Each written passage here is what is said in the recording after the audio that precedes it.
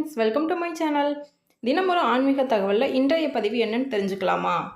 கோவிலில் வழிபாடு செய்து தரிசனம் முடிந்த பின் அனைவருக்கும் அர்ச்சகர் பிரசாதம் வழங்குவது வழக்கமாக நடப்பதுதான். ஆனால் கோவிலுக்கு சென்று இறைவனை மனதார வழிபாடு செய்து முடித்த பிறகு மற்றவர்களுக்கு இல்லாமல் உங்களுக்கு மட்டும் பூ கிடைக்கிறதா? அதுவும் சாமியின் மீது சாத்தப்பட்டிருக்கும் மலரை அர்ச்சகர் நீங்கள் கேட்காமலேயே உங்கள் கையில் தருகிறார் என்றால் அது அசாதாரணமான செயல் அல்ல.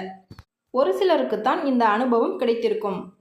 எதிர்பார்த்து காத்திருந்தும் அர்ச்சகரிடம் கேட்டும் சில சமயங்களில் பூ கிடைக்காது. ஆனால் ஒருவருக்கு அவர் கேட்காமல் நினைக்காமல் இருக்கும் சமயத்தில் பூ கிடைக்கும். அப்படி கிடைக்கும் போது மனதில் மகிழ்ச்சியும் மெய் சிலிர்ப்பும் ஏற்பட்டிருக்கும். ஆனால் இப்படி கோவிலில் உங்களுக்கு பூ கிடைப்பதற்கு என்ன அர்த்தம் என்று தெரியுமா? இறைவனுக்கு படைக்கப்படும் மலரும் பிரசாதமும் நிர்மாலயம் என்று சொல்லலாம்.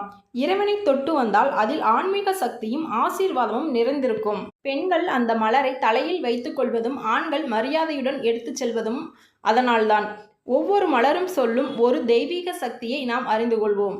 ஒவ்வொரு கடவுளுக்கும் ஒவ்வொரு மலர் மிகவும் பிரியமானது. அந்த வகையில் கோயிலில் வழிபாடு செய்யும் போது உங்களுக்கு எந்த மலர் கிடைக்கிறது, அது ஒரு ஆசீர்வாத செய்கை என்று சொல்லலாம்.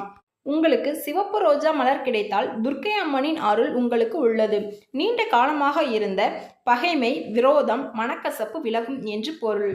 மஞ்சள் சாமந்தி பூ கிடைத்தால் விநாயகரின் பரிபூர்ண அருள் உங்களுக்கு உள்ளது. காரிய தடைகள் நீங்கி செல்வ செழிப்பும் பெருகும். எதிர்மறை ஆற்றல் விலகும். செம்பருத்தி மலர் கிடைத்தால் அன்னை காளியின் பாதுகாப்பு உள்ளது. கெட்ட சக்திகள், பயம், எதிர்மறை எண்ணங்கள் நீங்கி வலிமையும் தைரியமும் பெருகும். மஞ்சள் ரோஜா உங்களுக்கு கிடைத்தால் சரஸ்வதி தேவியின் அருள் உண்டு. அறிவு, கல்வி, புதிய தொடக்கங்கள் சுபமாக அமையும்.